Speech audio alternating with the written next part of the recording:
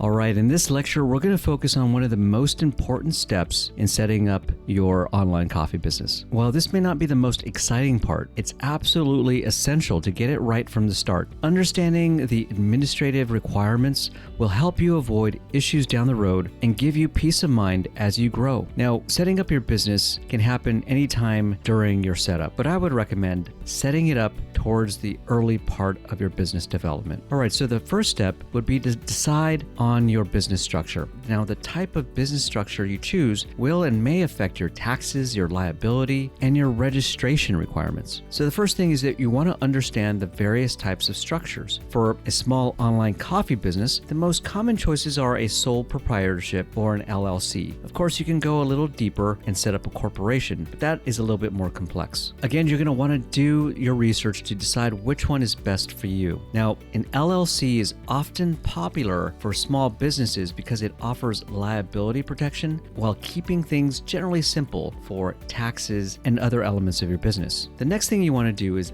get your EIN, your employee identification number. It's easy and it's free at the IRS website. Now, your EIN number will often be asked of you by various organizations such as a bank, maybe even vendors, your state and local tax agency. So it's important that you get that right from the beginning. Number two is you're going to want to obtain a business license. A business license is typically required to operate legally in your area, even for online businesses. This step ensures that your business is registered with your local authorities and you're able to get taxed appropriately and so forth. Now, interestingly, you may decide to set up your LLC first, and then when you're ready to start actual business, go ahead and apply for that business license in your local area. You might want to check the timelines. Every area and locale is different, but here in Washington State and on the West Coast, I can see that would be a possible option. So the next thing you want to do then is to contact your local government office. Simply Google your city's name and add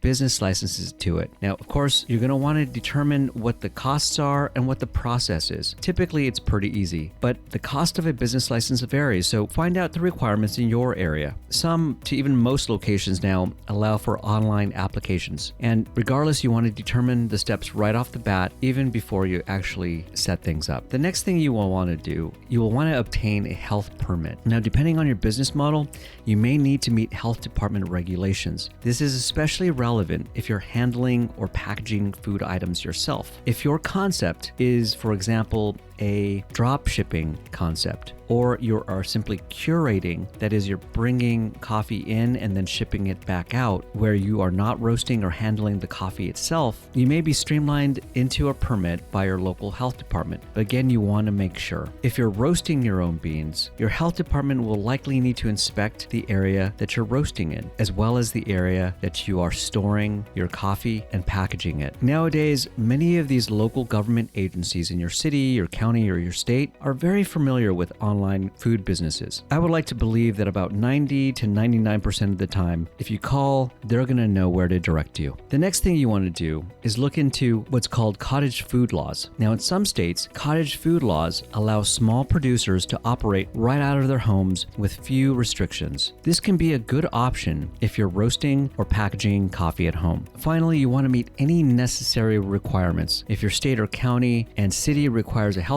permit, see what you need to do to get that completed. Complete any necessary inspections and paperwork to get those requirements before you get started. The next thing you want to do is open a business bank account. Keeping your business finances separate from your personal finances is essential. Opening a dedicated business bank account can help you keep your records clean, clear, and simplify your taxes at the end of the year. You're going to want to choose a bank that suits your needs. It may be the same bank that you're at with your personal accounts, or you may decide to open up an account with a new bank. You will want to look for banks that offer business accounts with low fees. It's really important because as you're starting out, you can get nickel and dimed here and there, and these costs can add up. You'll also want to find a bank that offers online banking options. Believe it or not, there are still few that aren't up to speed yet. Be sure to check and make sure that you can do some online banking directly. And you may also want to consider any possible credit options for future business growth down the road. Now, to prepare for opening a bank account, you're going to need to have the right documentation. Often this is a driver's license, but you might need some other things like your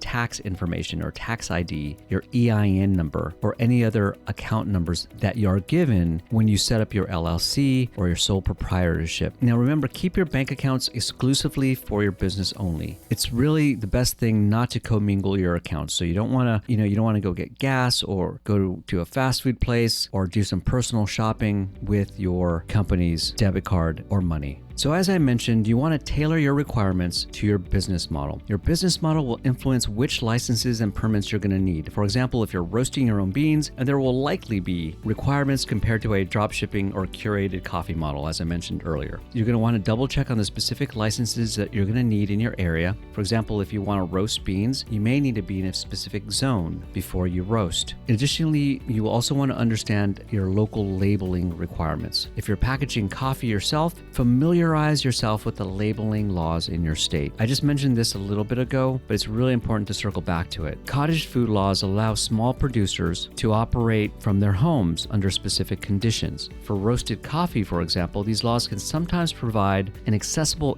entry point if you're just starting out. However, it's crucial to understand how roasted coffee is classified in your state and if it qualifies under these regulations. So again, you're going to want to research your state's cottage food laws. These laws vary significantly from state to state and city to city, county to county. For example, not all states consider roasted coffee a cottage food item. In addition, some states limit cottage food status to low-risk items like baked goods and jams, while others include roasted coffee beans. So again, confirm if roasted coffee qualifies. In states where roasted coffee beans are considered low-risk food, and they often are, you may be able to roast and package coffee at home under cottage food regulations. However, in other states, coffee roasting might require a commercial kitchen or special licensing, so be sure to check. And as I mentioned earlier, check the packaging and label requirements. Oftentimes, cottage food laws include special labeling rules, even for low-risk items like roasted coffee. You might need to include information such as ingredients, weight, and a disclaimer indicating it was made in a home kitchen. Be aware of any limits on sales or restrictions. Many cottage food laws restrict the amount of product that you can sell each year, as well as where you can sell it. For example, directly consumers at local markets, but not through online sales. Be sure you're clear on any restrictions